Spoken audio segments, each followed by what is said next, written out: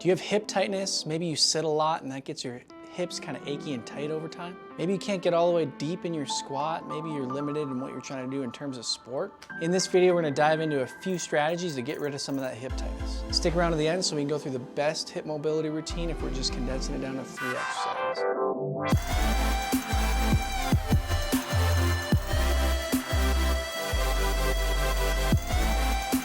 Hey guys, my name is Dr. Drake Riggs. I'm co-founder of Peak Pursuit Performance and Rehab.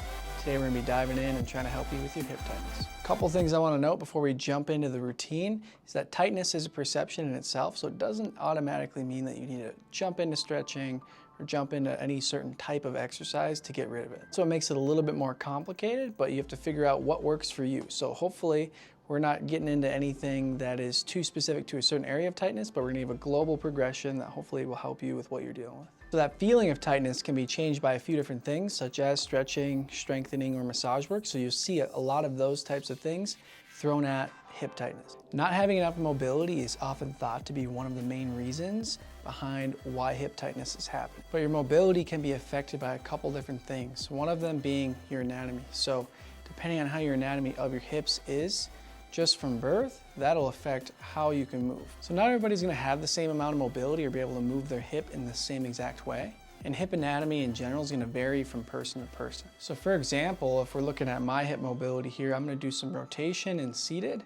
So one rotation would be external rotation, coming up like that. And I can move fairly well there.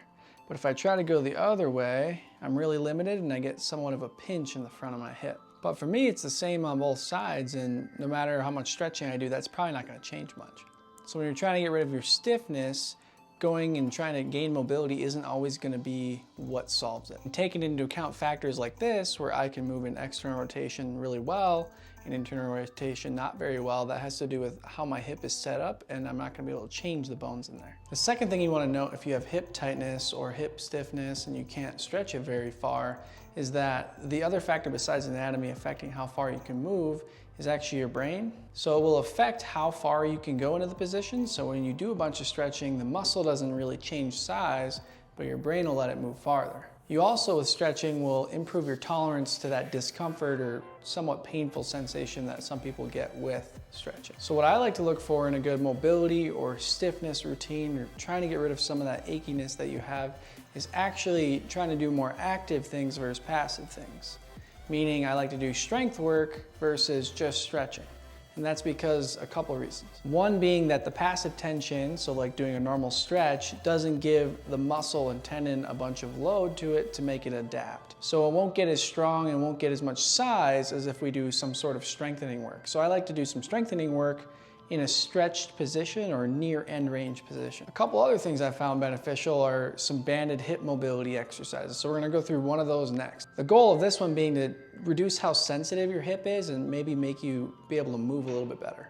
So to set up the banded hip mobility exercise, what we're gonna do is have just a band anchored to a rack. So you can change this position depending on how you want it to glide. This is just right back like this. But I like to push down on it like this if I have some of that pinching in the front of the hip. So it all depends on what you're going for here, but I'm gonna give you at least an example. So what a set of this would look like is having one leg down and a knee. I usually just have it pointing straight backward. This leg you can play around with a little bit. Usually people have a little bit more pinch if you're more towards midline and a little less if you come out here. But again, that depends on your anatomy like we were talking about before. For me, I like coming out into this rotated position outwards, and then I like doing a little bit of that pushing down on the band.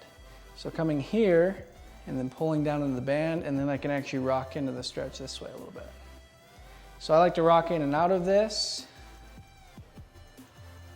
maybe 10, 15 times per leg, and that would be a set. So that banded hip exercise is kind of looking at getting more mobility and decreasing the sensitivity of the stiffness or achiness that you might have at that hip. Following that extra mobility that you gain, we want to add some strength work to it. So that's what we're going to dive into the next one. So the next one we're going to do is a actual lunge isometric. So getting into a lunge position, a lot of people think of this as a hip flexor stretch. So I as well feel it in the front of my hip. So instead of just doing a passive stretch and kneeling into it, I'm actually adding weight here. So I'm trying to make it a bit more active of a stretch. So by adding weight to this, What I'm trying to do is get more load onto the connective tissues, such as the tendons, and get a change there, which will hopefully have a longer lasting change for your tightness or pain perception that you're having. So with our lunge-based isos, some progressions or variations that you could do is actually stepping up onto a box or doing like a Bulgarian where you put your foot up on the box and go forward.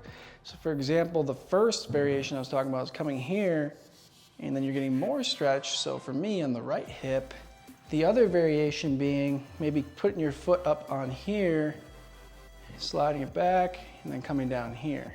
Again, I'm gonna feel all that stuff in a little bit different spots, and there are different progressions that you can do with the same dosing. So as we've kind of been alluding to throughout this whole video is that we like more active things for mobility or stiffness versus doing passive stretching. So part of that is doing strength work at ranges that are maybe close to end range, so close to a stretch position. But we still do holds here, so you can do isometrics so that it feels like a stretch and you have more time under tension, which will bring on a greater change without having it be very passive. So we're gonna go into one of my all-time favorites for hip tightness, which hip tightness is something that I've had on and off for a long time, but this one's helped quite a bit. So this is an iso hip thruster that we're doing from the pins. So we're just doing that top little range, so picking it off these pins and then holding. What I like about exercises like this at the end range and doing the iso version is that you can make them really heavy. So for me, having this amount of weight on there is really heavy, and then I can do an iso hold that's fairly challenging. So for example, I'm gonna try and go for a 10 to 15 second hold, picking this up from the pins.